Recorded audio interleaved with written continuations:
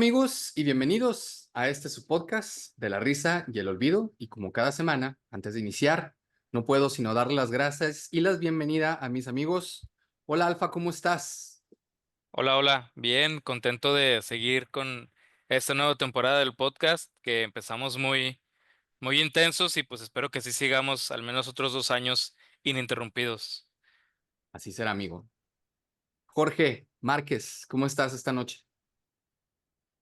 ¿Qué onda, Dave? ¿Qué onda, Alfa? Bien, no sabemos qué día es hoy, siempre es como misterio, pero sí, sí vengo cansado del trabajo, pero aún así estoy muy emocionado por el tema, porque sé que es de los temas en donde Alfa, la neta, se rifa. Entonces, pues a ver qué mentiras hermosas nos cuenta el de hoy. Pues discúlpame, pero lo que es Alfa y tú siempre se rifan, amigo. Bueno, y sin más preámbulo, voy a Gracias. darle la palabra a Alfa. El tema del día de hoy son las formas de la luz. Por favor, Alfa, llévanos ahí. Así es, mi querido Dave, mi muy estimado Jorge Márquez tomándose su tecito en el espacio. Eh, el título de hoy es Las formas de la luz.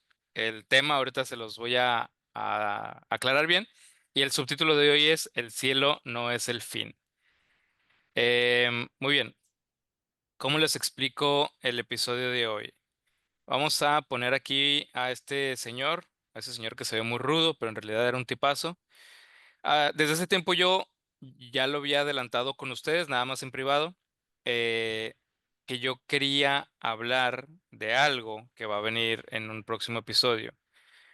Pero para poder hablar de eso, y es de ese señor, de Parménides de Lea, para poder hablar de eso, consideré necesario hacer 2 episodios, digamos, preparativos o de contexto. El primero fue el pasado que yo dirigí, que era el de lo sagrado y lo profano. Y el segundo va a ser este, que de hecho se va a dividir en dos. Eh, no por eso estos episodios no son interesantes o apasionantes para mí. Como dice Jorge, este es uno de los temas que a mí más me apasiona, pero sí los consideré necesarios para poder abordar de mejor manera el episodio que viene. Oye, Alfa, o puedes hacerle como Jorge, o sea, aviéntate uno de 7 horas, tú, Sí, mira. ¿verdad? Sí, no, no, o sea, el público, no, a ellos, no. Tú aviéntate tu episodio de 7 horas, no pasa nada. Sin piedad, Que son 2 horas, no es nada. Así como Jorge aprendió de Cobra Kai, no mercy, o sea, sin piedad.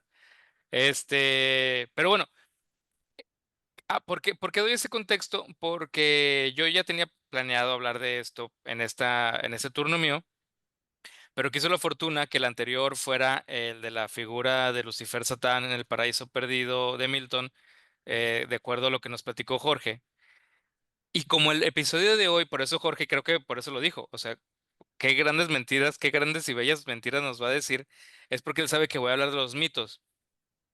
Este es un episodio que le dan mucha importancia a los mitos y el paraíso perdido es un gran mito, pero gran. Y digo, la forma en que lo aborda Milton con ese drama, pues es impresionante, es una gran referencia. Entonces, voy a hacer compare and contrast, voy a comparar, voy a contrastar, y no solo voy a comparar y contrastar lo que ya tenía pensado, sino voy a agregar un poco de comparación y contraste con la figura de Satán, según nos lo platicó Jorge el episodio anterior.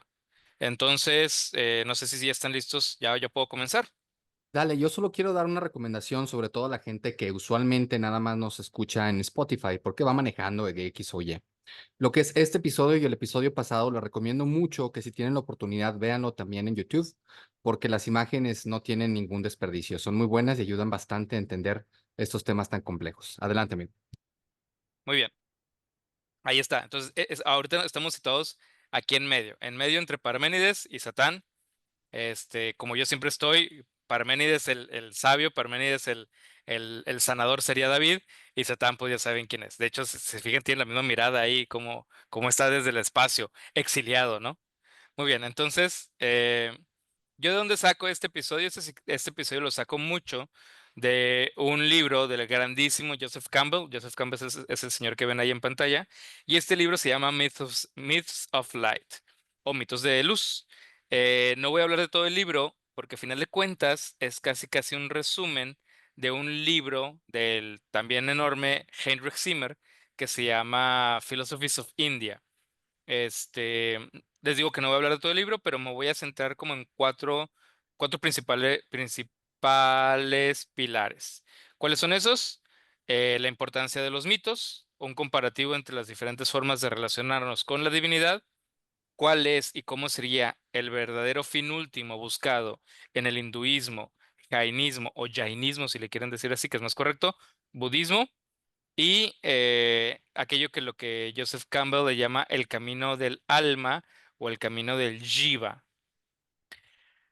Les había adelantado a mis dos queridos amigos, compañeros del podcast, que hoy no voy a alcanzar a darlo todo, entonces nada más hoy vamos a hablar de la importancia de los mitos y un comparativo de las diferentes formas de relacionarnos con la divinidad, y esto va a ser muy pertinente, pues precisamente porque hay una forma interesante de relacionarse con la divinidad según el episodio anterior que estuvimos viendo.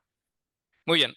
Aquí tenemos de nuevo al grandísimo Joseph Campbell y tenemos a un señor un poco arrogante, un filósofo muy ilustre, muy famoso, austro, austro-israelí, que se llama Martin Buber. Lo ubicas aunque sea de nombre, ¿verdad, Jorge? Martin Buber. Entonces, Sí, eh, a mí, pues sí me parece un poquito arrogante ese señor, pero bueno, muy ilustre y muy místico, según digamos la gran crítica. Joseph Campbell cuenta que una vez fue una conferencia de Martin Buber. Martin Buber ya era el gran filósofo ilustre y le pareció muy interesante la conferencia, pero que él, o sea, Joseph Campbell, sí, conociendo lo que conoce, que es un verdadero erudito, bueno, fue un verdadero erudito del tema de las religiones, de los mitos, de las culturas, él estaba siguiendo muy bien la narrativa de todo lo que decía Martin Buber, excepto una palabra que Joseph Campbell no entendía cómo lo usaba. Esa palabra era Dios. Y en verdad, él, por más que le ponía coco, no lograba entender exactamente a qué se refería Buber con Dios, pero no por ignorancia, sino porque buscaba una claridad que Buber no estaba ofreciendo. Entonces, en medio de una plática, o sea, en medio de la plática, dice que él tomó valor, levantó la mano y que se atrevió a preguntar y que le dieron la palabra. Y que Buber así como, qué se le ocurre? ¿Qué se le ofrece? Y él dice, hay solo una palabra que usted está empleando que no me queda del todo clara. Y Buber le dice, ¿qué palabra? Joseph Campbell dice, Dios. Dice que Buber abrió los ojos y así, así como arrogante como lo ven, dice, ¿no sabe usted qué significa la palabra Dios? Y que Campbell le dice, no sé lo que usted quiere decir cuando usa la palabra Dios. Y después de un breve intercambio en donde estuvieron hablando, pero no se daban a entender, el organizador quiso cortar ese intercambio, entonces ya les dijo, cállese, que continúe la plática y que Buber terminó ese intercambio diciendo, bueno. Cada quien tiene que salir del exilio por sus propios medios. Es una respuesta, pues, interesante, medio mística, muy arrogante, porque ¿qué quiere decir? Quiere decir, tú no entiendes lo que es la palabra Dios porque estás en el exilio. Tú no entiendes porque no estás en mi nivel de iluminación, no estás en mi nivel de acercamiento a Dios. Yo no me puedo dar a entender con palabras porque tú eres, digamos, un neófito, eres un pagano. Yo soy alguien que ya está con Dios, yo soy alguien que ya tiene esta experiencia y solo por eso puedo acceder al verdadero significado de la palabra y de lo que yo quiero decir cuando utilizo este discurso. Tú no. Joseph Campbell dice que se quedó obviamente pensando mucho en ese intercambio y ahorita les voy a decir lo que dijo él, pero yo quiero aquí hacer un pequeño paréntesis y concordar en algo con el sujeto que está en el espacio. Tú como profe de filosofía, igual que yo, sabes que los filósofos procuran ser muy cuidadosos con cada palabra que utilizan. Es decir, bueno, los buenos filósofos, ¿verdad? Los que quieren darse a entender. Naturalmente, seguro los griegos y los alemanes, los franceses no, esos vatos no son filósofos, son poetas. Entonces, cuando alguien dice exilio, quiere decir exilio. O sea, si un filósofo dice exilio, quiere decir exilio, no quiere decir otra cosa. Entonces, le pregunto ahora a David, en el episodio pasado, ¿quién o quiénes estaban en el exilio? Todos los ángeles que acompañaron a Satán. Todos los ángeles que acompañaban a Satán. ¿Quién más? ¿quién más cae en el exilio? Según el paraíso perdido, La humanidad. empezando por Adán y Eva. Y te pregunto, David, yo ahorita utilicé también la palabra de adrede cuando dije que Jorge estaba en el exilio.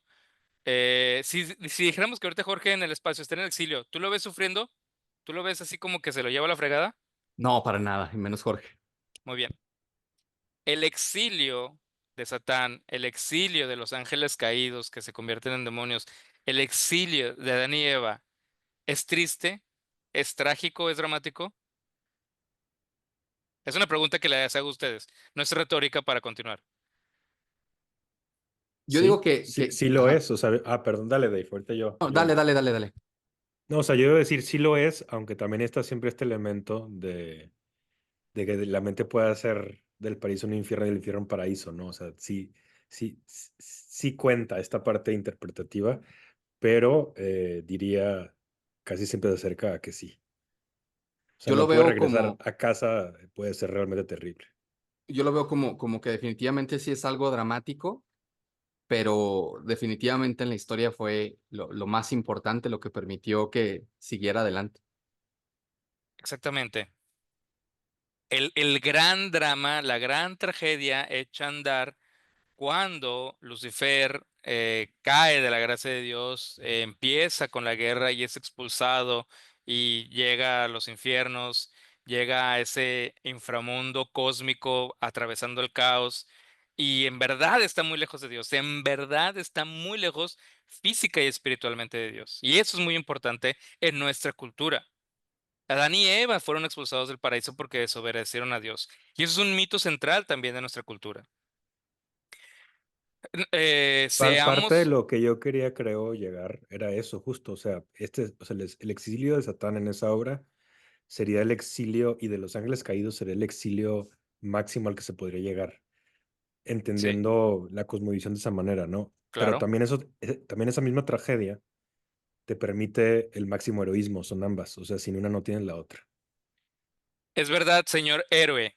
Ahorita no estamos hablando del heroísmo y yo creo que sí es muy debatible que Satán sea un héroe. Es decir, la postura que tú presentas es una lectura del paraíso perdido, pero también hay otras en donde no se ve a Satán como un héroe. Pero como aquí somos románticos, gracias a Jorge Márquez, sí vamos a tomar la lectura del héroe y del romanticismo, este héroe trágico con esos ojos, esos ojillos traicioneros. Ok, entonces, pero bueno, en nuestra cultura, seas muy católico o no lo seas, somos una cultura judío-cristiana. Y somos una cultura en la que seguramente crecimos escuchando de nuestras mamás o nuestras abuelas o de las vecinas y de las tías este tipo de cosas. Y, o sea, ¿cuántas abuelas en México no dijeron, acabas de hacer algo malo, eres un niño malo, hiciste llorar al niño Dios? O eso entristece al niño, y por eso puse este carilla. O sea, hay una especie de chantaje sentimental, sí, que se utiliza, pero es porque sí tenemos esa idea en la cultura popular en donde se puede caer de la gracia de Dios. Nos podemos alejar de Dios. Podemos entrar a un exilio, solos, separados, perdidos, en un paraje indómito, en donde antes vivíamos en un paraíso en el jardín del Edén y ahora vivimos a oscuras, a nuestras propias expensas, sabiendo que somos lo más imperfecto y lo más miserable que hay. Y ahora sí les digo lo que dice Joseph Campbell. Joseph Campbell dice, eh, yo pensaba que no podíamos separarnos de Dios. Yo pensaba que no podía haber un exilio de Dios. O sea, la visión que yo tengo de Dios es que vivimos en una creación de tal magnitud o de tal naturaleza que estar separados de Dios no es posible. ¿Cómo puede alguien exiliarse y quitarse del exilio? Bueno, eso es un poquitín de lo que vamos a hablar hoy. Lo que pasa es que Joseph Campbell está hablando en otra clave. Está hablando en la clave de una cultura que es muy diferente a la nuestra. Está hablando en la clave de la cultura de India, en lo que vamos a conocer como el hinduismo. Y en esta visión, vamos a tener un acercamiento muy diferente a lo que es la creación, a lo que es el fin último, hacia dónde vamos y cuál es el rol que nos toca vivir en esta vida. Una de las grandes, de las grandes situaciones que vemos en el Paraíso Perdido es Satán queriendo cambiar su rol, no aceptando su rol o quedándose muy enamorado del rol que tenía. Lucifer como el gran elegido, como el más cercano, como el más brillante, viéndose muy enamorado del rol que tenía y cuando le dicen, oye, ¿sabes qué? No, pues hay un hijo amado, hay un hijo verdaderamente amado por el Padre y no eres tú. Es decir, yo no lo acepto. Hay un problema del rol, hay un gran problema del rol. Y eso es muy diferente en esta otra cosmovisión que es la de la India. Para explicar un poco lo que quiero decir, para ilustrarlo de entrada, voy a contar un mito muy bonito que parece en el Brahmavaita Purana. Este, Antes de que cuente el mito, ¿algo quieren decir? Todo bien. Déjenme, leo bien. Aquí lo tengo. No, es Bar, Brahma Purana. Brahmavaivarta Purana, Simón. Purana. Ok, ahí les va. Eh, en este mito, bueno, antes un poquito de contexto. Los dioses principales en el panteón hindú de post-ario, o sea, después de la invasión de los arios, es decir, ya en el brahmanismo, donde tenemos eh, las correspondencias que se llaman las Upanishads y los Puranas, ahí vamos a tener a tres dioses principales. El dios creador, el dios originador del cosmos y de todo, absolutamente todo lo que es, que se llama Brahma. Brahma es el que ustedes ven a la izquierda. Este dios creador tiene cuatro caras que aquí apenas, o sea, esa es la manera en que pudieron resolver el dibujo, pero en realidad las caras, una está viendo al norte, una al sur, una al este, una al oeste, para simbolizar su omnisciencia y su omnipresencia y que él es todo en realidad. Este es Brahma, el creador. Al centro vemos a Vishnu. Vishnu es, digamos, el conservador, pero no conservador como nuestra política, no es el que conserva, es el que preserva, es el que mantiene la existencia como es.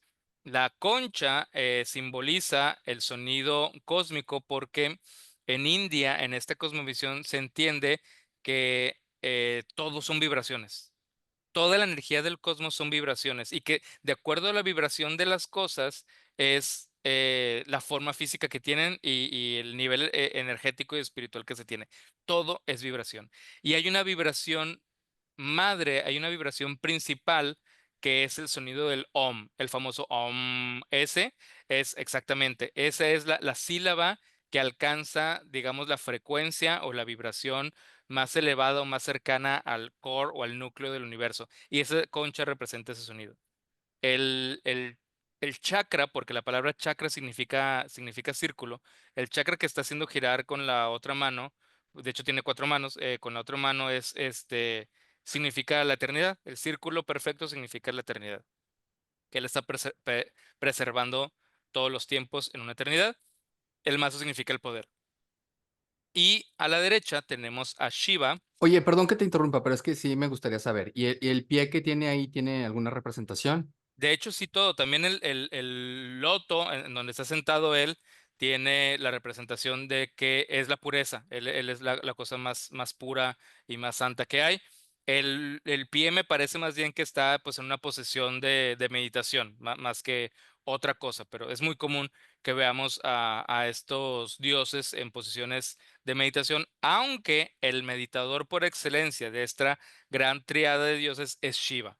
Shiva o Shiva es de hecho el dios yogi, es de hecho él la mayor parte de todo el tiempo de los kalpas, que son los periodos de miles de años que dura cada cambio dramático en el cosmos, él está ahí sentado, él está meditando o él está haciendo una posición de yoga y así se queda como por miles de años.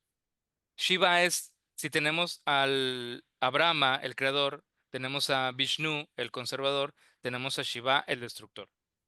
La función de Shiva en toda esta drama cósmico es la de destruir. Y él está sentado en esa posición de yoga, en una meditación profunda.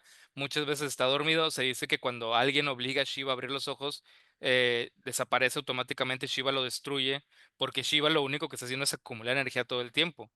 y está sentado en este tigre, muchas veces es un tigre o la piel de un tigre, representando que él domina estas pasiones, que domina el instinto animal, él domina todo lo que está como, sí, pues todos los impulsos y toda la fiereza, él la domina, él está por encima de todo. Él lo hace todo sin un aspecto personal, aunque luego hay unos mitos hermosos. Ah, sí les conté ese mito, ¿no? En donde él se enamora y se lleva a la mujer y luego se hace un drama por ahí. Sí lo conté en otro episodio del podcast, ¿no? Creo que sí. Bueno, entonces, eh, Shiva está siempre así hasta que se convierte en Nagarayarta, que es el dios que baila.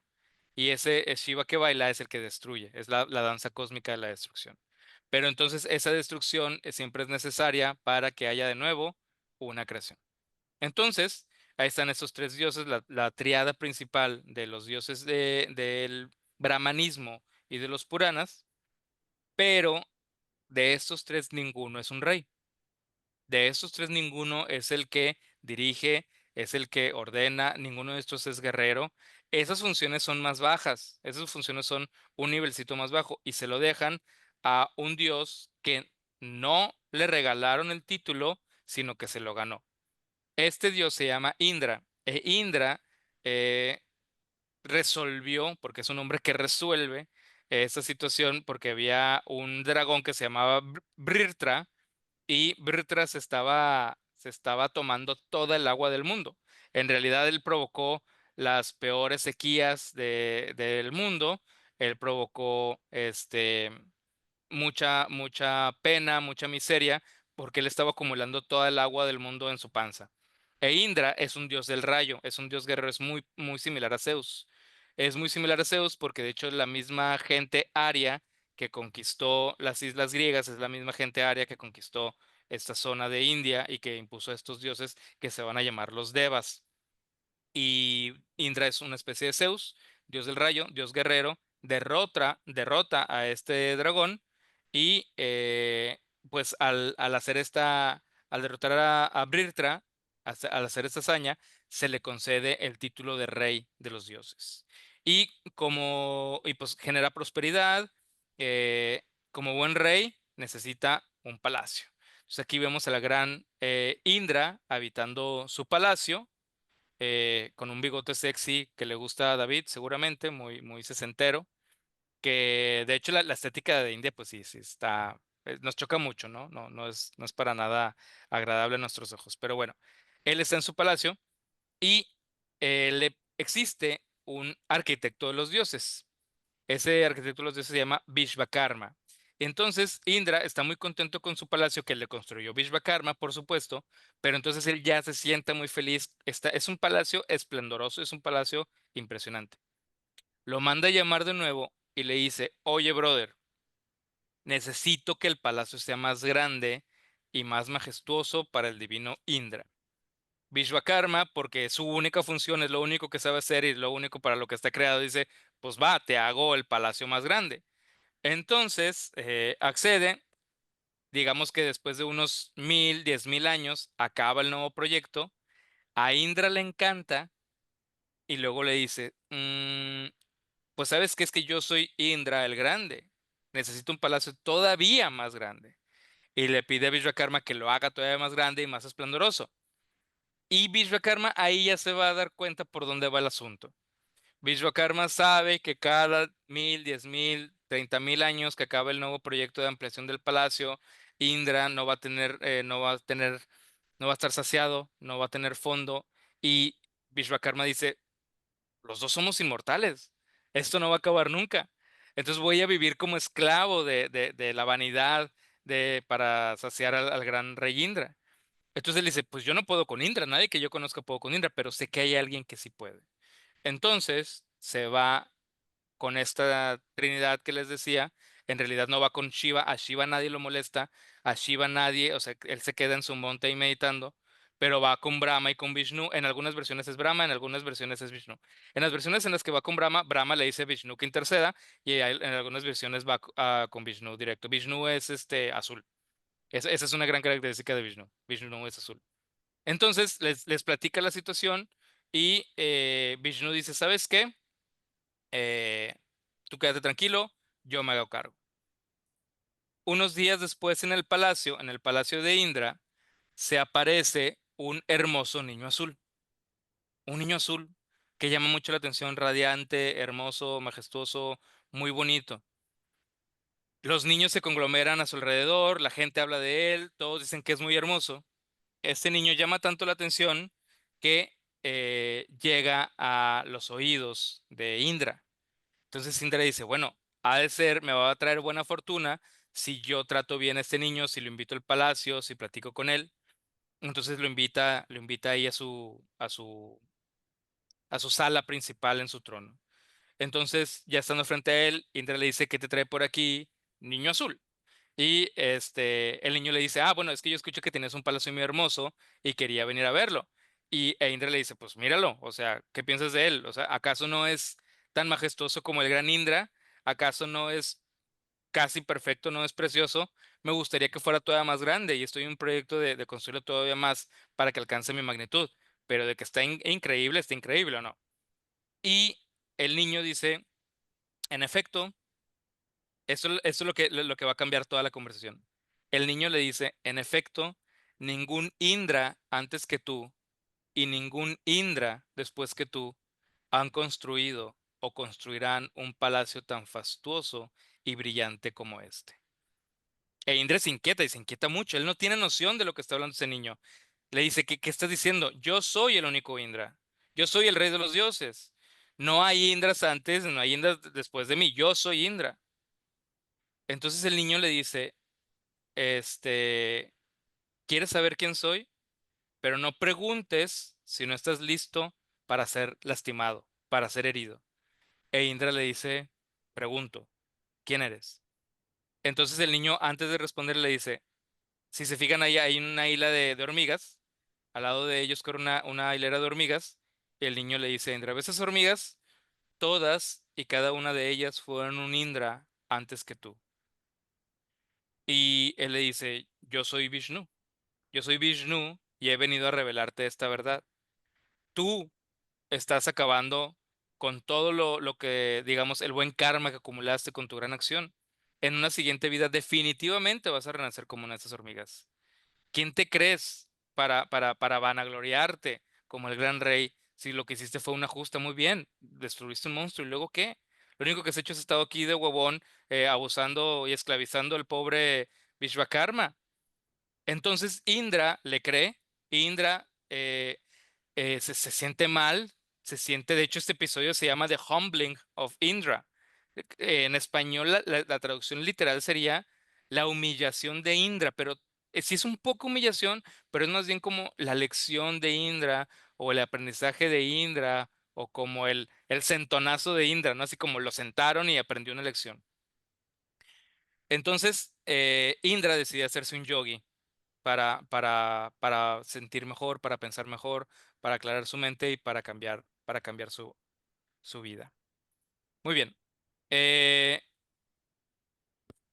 Voy a hacer un paréntesis aquí. Antes de analizar este mito, voy a hacer un paréntesis aquí para explicarles cuáles son las funciones de mitos. Les acabo de contar un mito en el que estoy casi seguro porque así pues, sucede con nuestro público culto y conocedor y con mis dos amigos cultos y conocedores, David y Jorge, que al yo estarles contando esta cosa, se le vinieron varias cosas de la cabeza, varios pensamientos, varias ideas. Ustedes mismos ya tuvieron varias interpretaciones de qué fue lo que pasó. No me digan cuáles fueron sus interpretaciones, pero díganme, ¿estoy en lo correcto? ¿Estoy equivocado en que ustedes ya pensaron varias cosas? Jorge, David, les hice una pregunta muy directa.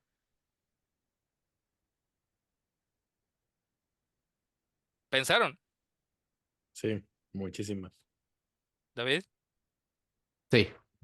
muy bien. Ese es el poder del mito. El mito hace que pienses. El mito te provoca. Un buen mito te hiere. Un buen mito no te deja seguir siendo el mismo. Entonces les voy a platicar las cuatro funciones de los mitos. La primera función de los mitos es abrir la mente a todos en la sociedad a aquella dimensión misteriosa que no se puede analizar con la mente, de la que no se puede hablar y la cual solo se puede experimentar aquí y ahora. Son una especie de intento de experiencia, lo que se conoce como experiencia vicaria. Hay películas, David es muy fan de las películas, igual que Jorge, igual que yo. Hay películas que cuentan muy bien un mito. Y ustedes no me dejarán mentir en que hay películas de las cuales cuando sales no eres el mismo. No eres el mismo que entró. De hecho, hay un meme muy famoso que dice, eh, yo cambiando de personalidad cada vez que salgo del cine.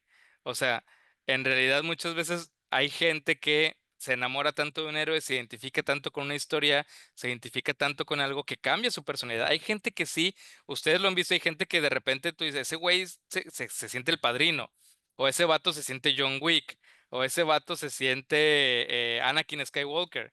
Es en verdad, hay veces en que las películas es un mito también contado que no te deja ser el mismo. Entonces son experiencias vicarias, experiencias que tú no experimentas en carne propia, pero que se te transmiten de tal manera como si las hubieras experimentado. La segunda función del mito es presentar una imagen del universo que conecte lo trascendente, es decir, lo que está más allá, al mundo de la experiencia diaria. Esta imagen cósmica debe reflejar el misterio de tal manera que se entienda que todas las estrellas, los pequeños animales, los árboles, las montañas, etcétera, sean vistas como una expresión de la dimensión inmesurable. Es decir, enseñarte de qué manera, David, Jorge, ustedes que saben muy bien en su mente que son seres humanos que nacieron en tal año, en tal día, y que saben que no van a vivir más de tantos años, es decir, ustedes tienen bien seguro que para el 2100 ya no van a estar vivos, pero no hay duda de eso, ustedes lo saben. Eso quiere decir que mínimo en el periodo del tiempo ustedes saben que son pequeñitos y ustedes saben cuánto ocupa su cuerpo, ustedes saben hasta dónde alcanzan sus acciones, su mente. Es decir, en el nivel de la humanidad, por más grandes que sean ustedes o que sea el que sean, no es tan grande. Las acciones de todos los días son acciones pequeñas. La gente con la que se cruzan todos los días es gente pequeña. El mito tiene la función de enseñarnos que cada una de esas experiencias y cada uno de esos detalles y cada una de esas personas estamos conectados a la figura más grande que nos podemos imaginar del cosmos. Absolutamente todo está conectado, no hay nada aislado, no hay nada pequeño en sí mismo. También la otra función del mito es la de presentar un orden social. Esta era muy importante, sobre todo en otras épocas, en otras civilizaciones, en donde tal vez la civilización era un poco más tribal, era un poco menos civilizada, tal cual como la tenemos ahorita, en donde las leyes tenían que estar sujetas más a un mito que a una dirección así por una multa o porque te vas al bote. Entonces, era una función muy necesaria antes, pero hay que aceptarlo. Esta es la función de la que más han abusado, de la que más los que están en el poder. Los que están en el poder abusan de esta función del mito y la usan para manipular a su favor. Esta es una función muy, muy, muy abusada. Y la cuarta función del mito es la de llevar al individuo a través del curso de la vida. El mito tiene que llevar al individuo a través o sea, desde las actitudes de dependencia de la infancia a la responsabilidad de la adultez. Y tiene que aprender a convertirse en independiente y responsable, a saber dejarlo ir todo y a saber morir. Em, una de las más grandes figuras de la psicología, que en realidad era más un filósofo que un psicólogo, pero es tal vez el más reconocido, es Sigmund Freud. Y muchos decían que Sigmund Freud lo que te enseñaba era, su intención era desarrollarte, tener una personalidad, era enseñarte a vivir. Pero quien dice esto dice, pero no se les olvida que el que en verdad nos enseña más es Jung, porque Jung nos enseña a morir. Es decir, el ser humano tiene que aprender a vivir, pero también tiene que aprender a morir. El ser humano tiene que aprender a vivir cada una de las etapas de su vida. Y también para esto sirven los mitos, también para esto nos ayudan. Muy bien, vamos a analizar ahora sí este mito. Eh, les estaba diciendo que el episodio de hoy, además de explicar esto, que es la función de los mitos, el episodio de hoy tiene mucho que ver con explicar cómo es nuestra relación, nuestro, como diría el experto en inglés, Mr. David, nuestro approach con los dioses, nuestro abordaje hacia la relación con los dioses. Entonces, vamos a empezar con, digamos, nuestra cultura, con este Dios que este es el Dios Padre, ¿no?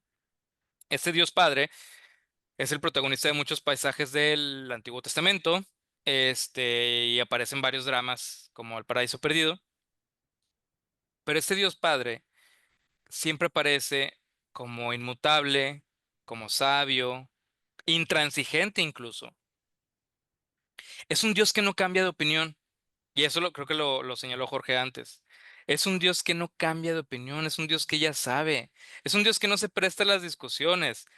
Hay algunos episodios como el libro de Job en donde se presta tal vez a ciertos jueguitos, pero es un Dios que está ahí. Es un Dios eh, que ninguno de nosotros aspira jamás a tener una conversación para cambiarlo de opinión. Es un Dios que no admite divergencias. Es un Dios único, es un Dios tremendo. En Grecia también tenemos estos dioses. Aquí vemos el Dodecateion, los 12 olímpicos. Y en Grecia los dioses griegos son más bien como hermanos mayores. Es decir, eh, son seres humanos, inmortales, superpoderosos, pero que también tienen un chorro de defectos. Son arrogantes, son iracundos, son lujuriosos, vaya que son lujuriosos, son muy necios, muy, muy necios.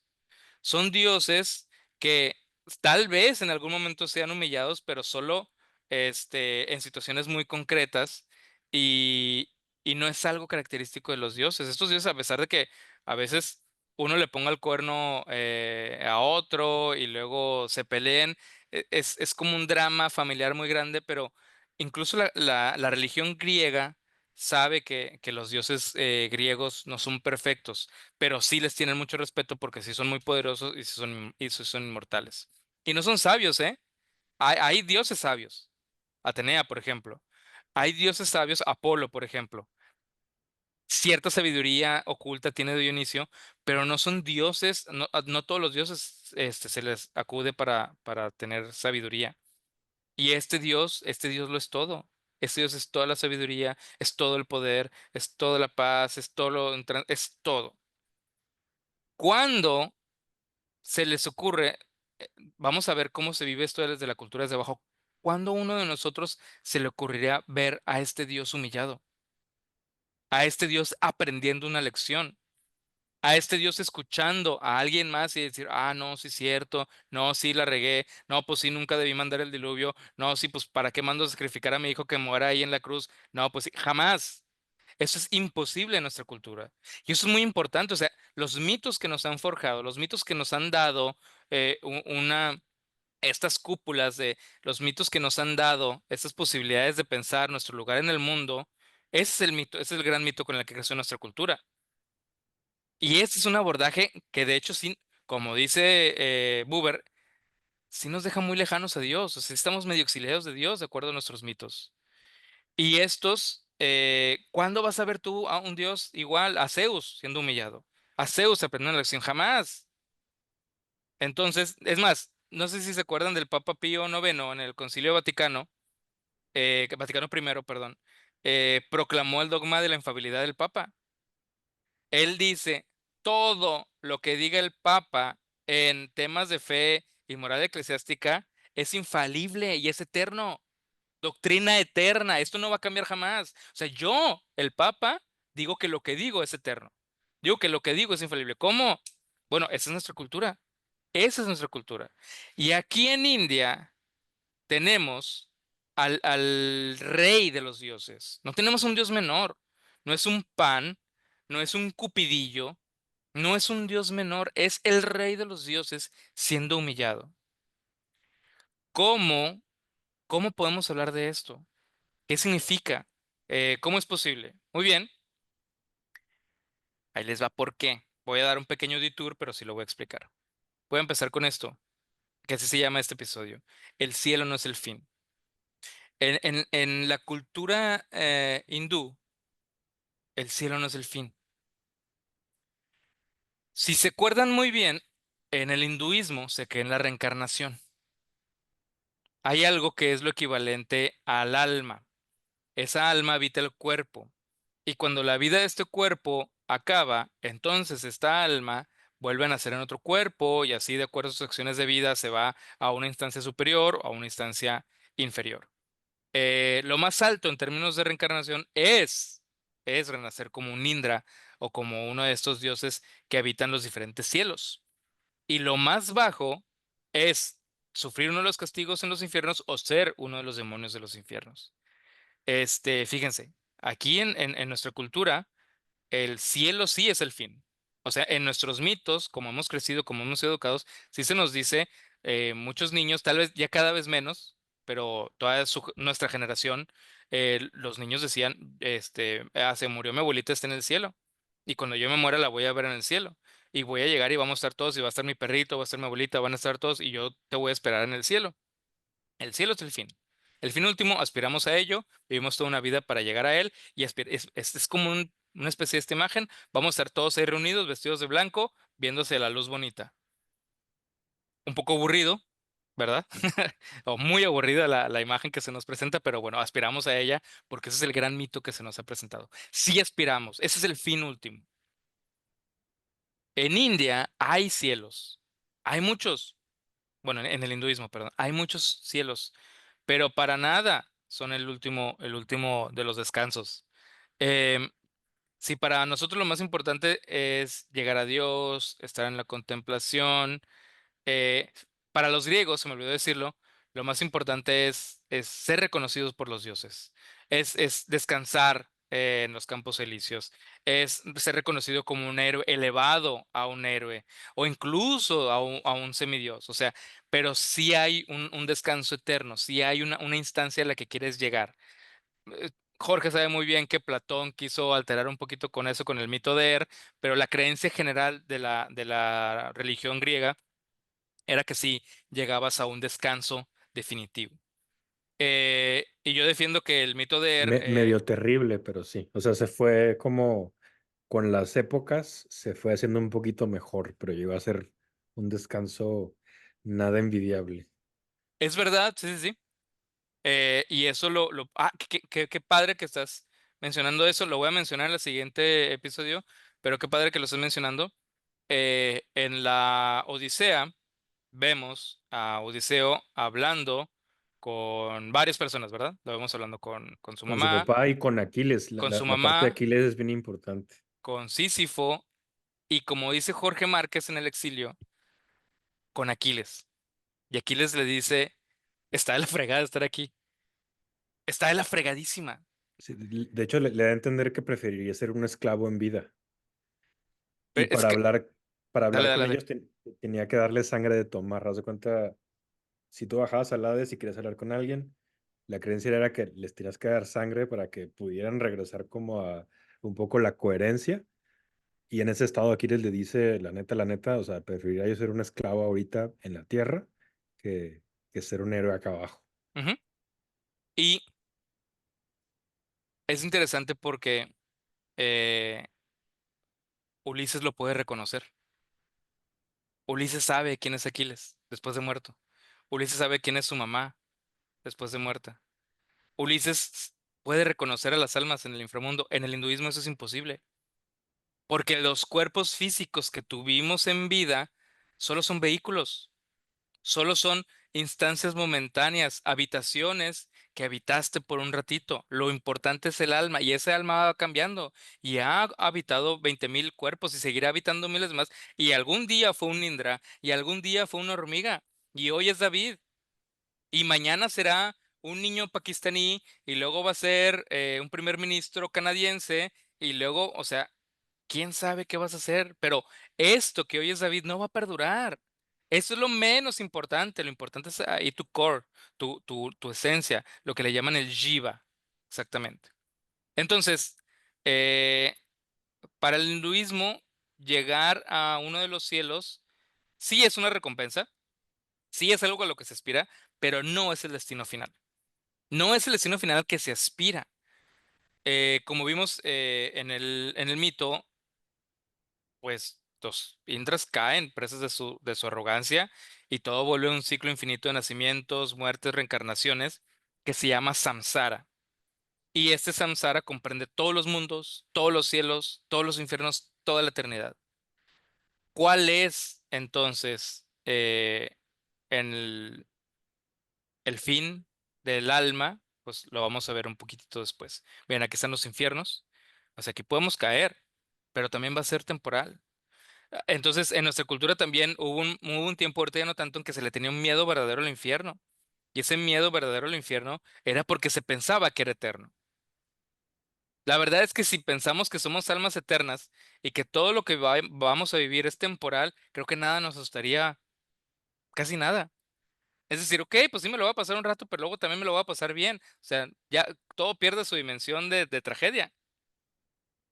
Pero nosotros en nuestra cultura sí pensamos, como Satán, que el exilio es eterno, que nuestro infierno es eterno, que nuestros castigos son eternos y nuestras recompensas también. Muy bien, voy a Sí, sería, explicarles un... sería un poco como decir que en nuestra cultura estamos forzados o a estar viviendo una comedia o una tragedia, dependiendo de dónde terminas. Y ellos se salen de estos polos de puestos. Eh, Sí, y, y fíjate que en el hinduismo también se puede decir que están viviendo, pero pues una obra de teatro eterna.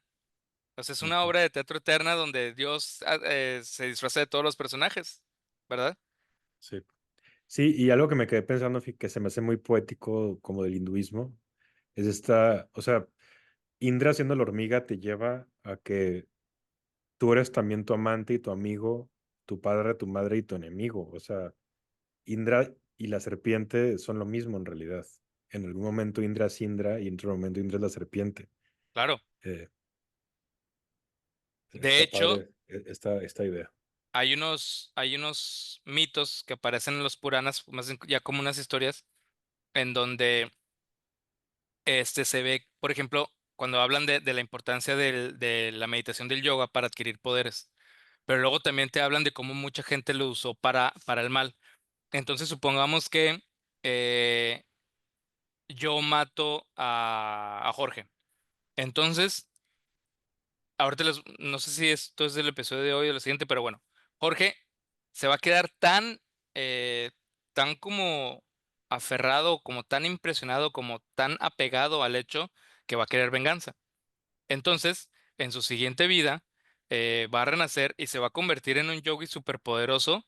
Y tal vez después de eso, yo renazco como su hijo o como su nieto, y ahí en todo su poder acumulado lo va a desquitar contra mí. Y luego yo me voy a quedar enojado y luego voy a renacer y también. Entonces, hay historias de estos enemigos que renacen como hermanos y luego como parejas y luego y se están destruyendo por miles y por miles de años. ¿Por qué?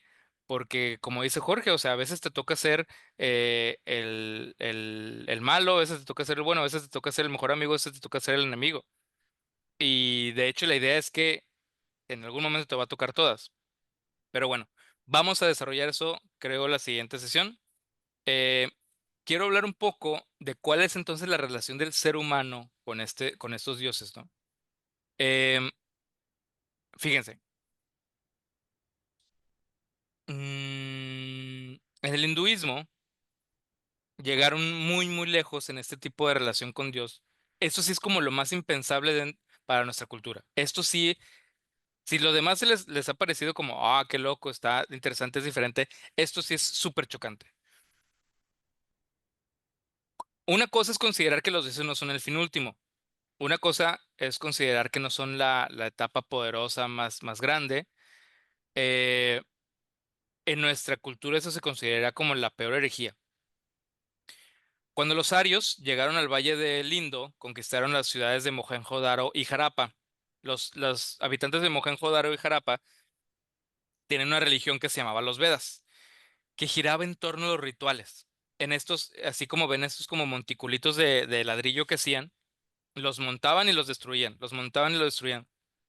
Caminaban mucho, se metían sus sustancias sagradas, montaban los rituales y los deshacían. Y los Vedas son los himnos y las instrucciones de estos rituales, que son elaboradísimos procesos e himnos para solicitar ayuda de los dioses.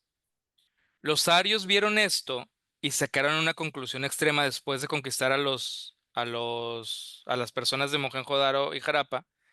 Entonces dijeron, si nosotros podemos influir en los dioses para que hagan o dejen de hacer las cosas, es decir, si nosotros tenemos estos rituales mágicos, místicos, esos procesos, y hacemos que los dioses cedan a nuestras peticiones, entonces ellos no son los que tienen el poder. Somos nosotros los que tenemos el poder. Los dioses nos obedecen a nosotros. Nosotros estamos por encima de los hombres. Y sin tapujos, hay varios lugares en los Upanishads en donde dicen que el ser humano es el punto más alto de toda la creación. Pero no solo el ser humano, o sea, no cualquier ser humano, sino el Brahman. Los arios van a crear una figura especial de ser humano que de alguna manera no existe un comparativo en ninguna otra civilización, que es este Brahman. Es ese sacerdote. Solo el Brahman es el sacerdote que está por encima del rey, de todos los reyes. Es el sacerdote que está por encima de los dioses. Es el sacerdote que ordena, es el titiretero que desde abajo manda los hilos mágicos y hace que los dioses hagan lo que quieran. A ver, vamos a compararlo con Lucifer. Aquí estamos hablando de un ser humano que manda sus hilos mágicos o sus poderes hasta lo más alto del cosmos y dice, yo te voy a manipular. ¿Qué era Lucifer? Lucifer ya estaba ahí. Lucifer, la locura de Lucifer fue aspirar a tener un poquitín más de dignidad de la que ya tenía. Lucifer aspiró a subir un escalón más, pero solo uno del que le correspondía. ¿Y cómo lo fue? Lucifer, en lo que nos platica Jorge, es el protagonista del drama cósmico más trágico que podemos tener. Y acá con la mano en la cintura, un güey hijo de vecina dice, yo tengo el poder sobre los dioses. Yo soy el punto más alto de la creación del universo. Entonces, ahí sí, les digo, ese es el gran contraste con nuestra cultura. O sea, así de polos opuestos somos la cultura del Oriente del Levante, que somos nosotros, y el hinduismo. Es decir, hay algunas Eso es cosas, algo casi imposible, Alfa, de que se dé en un monoteísmo. O por sea, supuesto. acá ayuda mucho que sea politeísmo. Aún así es difícil. No pasa, por ejemplo, en la cultura griega. Eran politeístas, pero un humano nunca iba a estar por encima de un dios. Eh, pero si es un monoteísmo, está imposible. Claro, como bien dices, o sea, en la cultura griega la relación sería como un punto intermedio. Es un punto intermedio, no se le tiene esta solemnidad absoluta a los dioses, pero sí se les tiene un respeto y no hay una adoración absoluta a uno solo, pero hay respeto, pues, y hay temor. Inclusive sí les puedes ganar partidas, ¿no? O sea, como este mito en donde los seres humanos engañan a los dioses en cómo le van a hacer los sacrificios a los dioses, ¿no? Y que ya va a ser con huesos y con grasa. O sea, sí les puedes ganar como una partida, pero al Bueno, final de cuentas eres inferior. pero les vas ganando al medio tiempo, porque el mismo Sí, mito te claro. dice cómo acabas. Sí, ajá. Sí, pero siento que es algo que no puede hacer, por ejemplo, con un llave. O sea, no se puede. No, no, no, imposible, exactamente. Por eso muy bien decimos que está como en un punto medio. Entonces, eh, aquí yo solo estoy eh, empezando a comparar y contrastar diferentes visiones y diferentes acercamientos y maneras de relacionarnos con los dioses que tenemos. Em, Voy a contar otra pequeña historia. Esa es una historia verdadera. Esto no es un mito, pero ilustra mucho em, lo que estoy diciendo. Nosotros, como bien dice Jorge, el cristianismo, catolicismo, viene del judaísmo, viene del Oriente del Levante, y esa es de una historia de un judío. Una de las partes más conservadoras de todo el judaísmo es el judaísmo jasídico. Ellos son súper cerrados, ellos son súper conservadores. Ellos para casarse, por ejemplo, a los 15 años, los 16, tus papás van a buscarte una esposa y concretan el matrimonio con los papás de la esposa. Entonces, de repente un día tú llegas a tu casa y tus papás te dicen, ya sabemos con quién te vas a casar, vas a ir a conocerla el siguiente mes. Y se ven en una de las dos casas. Al principio no pueden estar solos, se saludan, se presentan, no se pueden tocar y están enfrente de las dos parejas de papás. Hablan 25 minutos, media hora y ya se van. 2 meses después se vuelven a ver, tal vez ahora ya solos, una hora, platican y se van. Y la tercera vez es lo mismo y ya, eso es todo. Y el siguiente mes se casan. Así Para de la gente que nos estrictos. escucha, son los que tienen los caireles, ¿no, Alfa? O sea, Sí, los hombres que tienen caireles así muy largos. ajá. Eso es como una de las demostraciones de lo conservador que es esta parte del judaísmo. Este testimonio es de un judío jasídico que renunció, que se salió de la comunidad, lo cual es algo impensable en ellos, porque además es herejía y además es una expulsión y es humillación, pero además espera una gran seguridad. O sea, toda la comunidad que te apoyaba y que te protegía, pues ahora te vas a quedar completamente solo. El judío que crece en esa comunidad no sabe vivir fuera de la comunidad, no sabe cómo es el mundo afuera, porque todo el tiempo está protegido dentro de ella. Entonces, este judío, ex judío, decía que él siempre había estado obsesionado con fumar un cigarrillo, que él decía, ¿qué será fumar un cigarrillo? Yo quiero fumar un cigarrillo. Pero que la primera vez, ya después de haber renunciado a todo y después de toda la ordalía de decepción y de humillación y todo eso, estaba en la calle, se compró su cajetilla de cigarrillos y cuando la quiso agarrar estaba temblando y sudando como a más no poder, porque él en verdad pensaba que Dios le iba a mandar un rayo para matarlo. O sea, él en verdad lo sentía. O sea, nosotros decimos, qué exagerado, qué ridículo. Bueno, tal vez, pero imagínate en verdad sentirlo. Entonces, él en verdad estaba pensando que Dios lo iba a matar por fumar ese cigarrillo. Entonces, eh, ese es Buber diciendo que estamos en el exilio.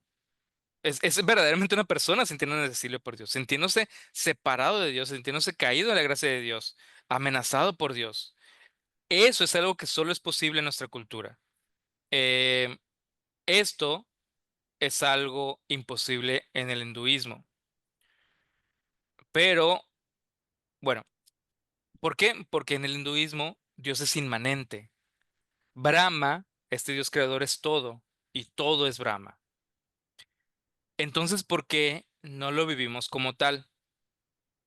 ¿Por qué nos sentimos perdidos? ¿Por qué nos sentimos angustiados? ¿Por qué nos sentimos mortales? ¿Por qué seguimos sufriendo si todo es Dios? Porque en este mundo de la experiencia, según el hinduismo, hay una ilusión que nos engaña a todos, que nos hace dormir en su magia, y esa ilusión se llama Maya. Maya es la gran ilusión. Y solo cuando logramos quitarnos ese velo y ver las cosas como son, sucede lo que dice el poderosísimo William Blake cuando dice que si las puertas de la percepción se abrieran, veríamos todo tal cual y como es en realidad, infinito. Para abrir esas puertas, el alma debe atravesar muchos caminos, pero sobre esos caminos platicaremos la próxima vez que nos veamos, porque ya, aquí terminamos la sesión de hoy, Oye, yo solo quisiera decir que es bien súper interesante aprender de, el exilio. sí, bueno, a mí me llama mucho la atención cuando haces estos contrastes, porque pues estamos sesgados por lo que nosotros aprendimos, ¿no? Mi mamá es una persona sumamente religiosa. Si me estás escuchando, mamá, te amo. Muchas gracias. Y es súper interesante aprender las diferencias tan grandes. O sea, realmente son diferencias abismales en las creencias y el tan solo imaginarlo es poderoso, es interesante. Sí, da para mucho, en realidad da para profundizar mucho, mucho, mucho. Aquí solo estamos presentando a grandes rasgos, una embarradita. Empezamos a plantear la situación, como tú dices, empezamos a plantear los contrastes, pero los contrastes tienen muchos matices y vale la pena, sí vale la pena perderse un rato en esto. Quizá lo que más me gusta de todo lo que dijiste fue esta parte si lo entendí de manera correcta, o sea, nunca dejas de aprender, o sea, es eterno el renacer en una persona. Tal vez vas a ser una hormiga, tal vez vas a ser un simio, tal vez vas a ser el presidente de Canadá, el primer ministro, y siempre vas a estar aprendiendo y en medida que aprendas vas ascendiendo y no hay un fin porque sigues aprendiendo y sigues aprendiendo. Ya nos platicarás cuál es la meta, pero es sumamente interesante. Bien dicho. No puedo añadir más a eso. Y fíjate que yo me quedé pensando, bueno, desde hace un buen, em, en varias cosas. O sea, los mitos sí tienen detrás, tienen mucha belleza y también pueden tener mucha enseñanza. Sí, sí creo en esto de que te pueden abrir la mente. Aunque también como en la lectura que hice del Paradise Lost, o sea, quién la lee dependiendo de qué época es y qué contexto tenemos, también modifica los mitos. O sea, los mitógrafos no es gente separada de un contexto. Y no sé, o sea, por eso hay lecturas súper interesantes de muchísimos mitos. En Robert Graves, por ejemplo, en los mitos griegos, el mismo Joseph Campbell, ¿no? Pero están interpretando esos mitos desde su contexto. O sea, y hay cosas que me quedé pensando, o sea, por ejemplo, esta danza, ¿no? De Shiva, la danza con la que él destruye. A mí me recuerda a Eurínome. O sea, Eurínome es una diosa en uno de los mitos de creación griegos, en donde ella, cuando va a crear el universo, se pone a bailar para crearlo. Y acá Shiva se pone a bailar para destruirlo. Y podemos encontrar en los dos como un hilo conductor. O sea, ese hilo conductor lógico podría ser que ese baile puede estar representando el tiempo. O sea, para que algo se cree o para que algo se destruya, necesitas tiempo. Y ese tiempo, en algunas religiones como la judía, pueden ser esta alusión a la creación en los 6 días y el 7 de descanso. Y en los griegos puede ser a través de la danza. Y acá en India puede ser la destrucción de ese mundo a través también de la danza, que luego permita otra vez la creación. Eh, y es hermosísimo. O sea, y detrás de eso podemos encontrar enseñanzas bien padres, aunque también es bien difícil como saber separar qué tanto estamos metiendo de nuestro entendimiento en ese mito a como originalmente se haya realmente hecho, ¿no? O sea, creo que es algo que y ya no tenemos acceso realmente a eso. Y otra cosa que también me puse a pensar mientras exponías era que por ejemplo, cuando está Indra, ¿no? Peleándose con la serpiente, y se me hace bien interesante cómo en diferentes religiones ahí fue una sequía, ¿no? O sea, esta gran victoria de Indra es muy importante, pues porque la sequía es muerte. Eh, pero luego tenemos muchas culturas donde ves lo contrario, donde en sus textos religiosos o en sus historias religiosas ves más bien diluvios, ¿no? Claro. Y tenemos a Noé y tenemos a Deucalión en la mitología griega con su arca y tenemos en el Popol Vuh también hay uno. Y en Entonces la es bien Sumeria tenemos interesante. a Uptamishpin. Ajá. O sea, es bien interesante cómo otra vez es como el hombre tratando de tener cierto control o protección contra desastres naturales poderosísimos que desbordaban cualquier capacidad humana. Eh, está interesante. Oye, pero es Y que ya, la verdad es que es una cosa que justo ayer, y por eso lo traigo a colación, no tenemos un contexto porque obviamente crecimos con ciencia y crecimos con muchas cosas. Ayer, cuando iba a Soriana, hubo por una tormenta eléctrica aquí por mi casa y cayó un rayo y lo alcancé a ver a una cuadra. Iba con una señora, con un grupo de personas que iban a estacionar. Vimos la luz, o sea, un destello, nunca lo había visto tan fuerte, pero luego vino el estruendo del trueno, que obviamente tiene un delay, ¿no? Y fue horrible, o sea, la señora gritó y yo también me estremecí como nunca me ha pasado. Ahora imagínate esto en el contexto donde no tienes nada y no sabes realmente lo que es. O sea, si yo todavía llegué a mi casa y llegué temblando porque sí cayó muy cerca, imagínate en esos tiempos ha de haber sido una cosa realmente que es hasta difícil de imaginar, ¿no? David, y en lugares donde sí llueve, Claro, en donde eso es claro. cada 2 meses. Este, voy a agregar un poquito algo sobre lo que dijo Jorge. A mí, eso es a título personal completamente. Sobre los mitos, yo me veo como con dos, no como con dos funciones o como, pero voy a explicarlo así. No es responsabilidad, pero yo los mitos los veo de dos maneras diferentes. Uno, en una manera, creo que no es necesario separar nuestros sesgos y lo que vamos arrastrando y nuestras interpretaciones, porque pues los grandes mitólogos dicen pues que el mito es eterno, ¿no? Pero para que sea eterno, pues lo tenemos que actualizar. Entonces, el mito, en una manera de verlo, es este mito a mí que me dice, este mito a mí que me enseña, yo qué puedo sacar de este mito. Y esa creo que es una lectura válida siempre, para cualquier persona, tanto para mí como para un tipo en Burkina Faso, como para alguien hace 300 años o 500 años en el futuro, que todos los veamos así, de donde sea, este mito a mí que me dice, que puedo aprender, que saco de él. Y la otra, y en esta, hay una fascinación impresionante, y creo que tú también, David, Jorge, David, ustedes la pueden ver, que es una fascinación un poco como la de Robert Eggers, cuando quiere tratar de meterse a la psicosis colectiva o a la mente mágica o a la mente de qué estaba viviendo la gente en ese preciso momento, en esa época, y cómo lo vivía, no viéndolo como falsedad o como realidad, sino ellos cómo vivían esa historia, cómo vivían ese contexto, cómo vivían en esa manera. Y hay una gran fascinación en estudiar, pues lo más que se pueda, para decir, para ellos significaba esto, para ellos representaba esto, para ellos esto los hacía sentir esto, como para mí, pues yo nunca he pensado que Dios me va a mandar un rayo y me va a matar, pero me fascinó pensar, ponerme por un segundo en los zapatos de este judío, que eso me parece una cosa tremenda.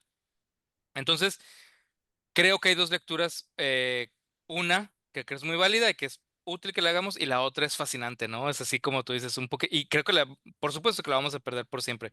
Nunca vamos a saber 100% qué sentía aquella gente cuando invocaba a su Dios o cuando se relacionaba en un ritual, pero sí es fascinante investigarlo y ponerse a imaginar un poquito respecto a eso, ¿no? Sí, definitivamente es fascinante. Y fíjate, o sea, ya lo último que digo, lo prometo, me quedé pensando justo en ese judío que mencionas, en el jasídico. En realidad a mí se me hace que tiene sentido que se haya espantado, o sea, Por supuesto. otra vez, o sea, como que esta interpretación del Dios sin temor y temblor es muy nueva, es muy reciente. Durante casi toda la historia de esa religión y de muchas tiene mucho más sentido tenerle pavor a un Dios de esos. Entonces, tiene sentido, o sea, que el Claro. rollo nos provoque eso cuando lo presenciamos como Dave o cuando simplemente lo imaginamos y está sugerido en el temor que tenemos en nuestra alma. O cuando, déjenme nada más terminar con otra, otra historia, perdón, y eso es muy personal. O cuando te tomas en serio el mito y la cultura en la que has crecido. Ya eso creo que he querido ir con todo este episodio.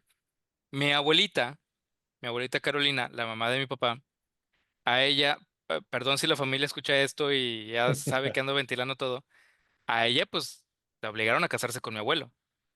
Y ella no quería casarse con mi abuelo. Entonces ella huyó y se metió de monja. Pero ella, en verdad, se tomaba en serio esas historias que nos han contado. Ella se tomaba en serio a Dios. Entonces, ella, como persona inteligente, como persona sensata, cuando se iba a rezar, ella lo primero que le rezaba a Dios es, por favor, no te me aparezcas. Por favor, Dios, no te me aparezcas, no vengas aquí. Ella sabría el terror, ella sabría el miedo y el espanto que sentiría si viera a Dios. Y nosotros lo vemos como si fueran enchiladas. Así que, ay, Diosito, dame una señal. Güey, si en verdad se moviera el cielo a tu Quedarías respuesta, fulminado. claro, claro, o sea, y mi abuelita sabía, entonces ella decía, no te me aparezcas, por favor, no te me aparezcas, no te me aparezcas. Y eso lo contaba a mi tía y lo contaba ella de manera cómica, pero sí refleja mucho de cómo en nuestra cultura y cómo en realidad, si nos tomamos en serio, nos deberíamos relacionarnos con este Dios, ¿no? Y pues ya, ahí ventilé un poquitín a mi abuelita, que está ahorita en el cielo. Digan lo que digan, maldito Márquez ateo, ella está en el cielo. Bueno, pues la verdad es que otro gran episodio. Creo que desde que regresamos han sido puros episodios estrella. Espero que usted, que nos ve semana con semana, lo haya disfrutado tanto como lo hice yo. Y nos vemos aquí la próxima semana en este, que es literal su podcast de la risa y el olvido.